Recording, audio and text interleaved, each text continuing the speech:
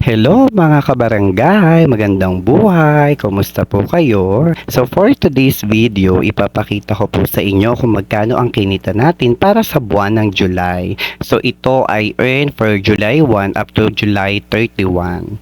So ang na-earn po natin ay nag-total po yan ng $63.34. So nakikita nyo po dyan, no, yung kung magkano po yung summary ng ating revenue na kinita. Ito po ay sa star earnings ko po lamang, hindi pa po kasama dito yung atin pong in-stream ads.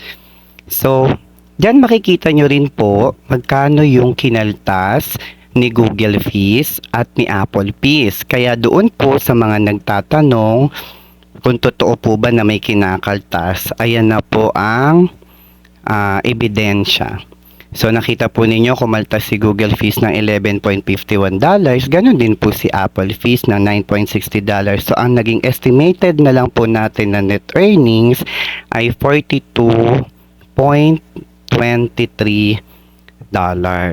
So yun po yung kinita natin para po sa buwan po ng July. So yun po, naway nalinawan po ang lahat. Nawa ay may natutunan po kayo mga kabarangay, at kung nagustuhan po ninyo ang videong ito, pa-share, pa-like, and pa-follow na rin po ng aking profile. Always remember mga kabarangay, spread good vibes and positivity. God bless po, and always remember ulit, mahal ko kayo.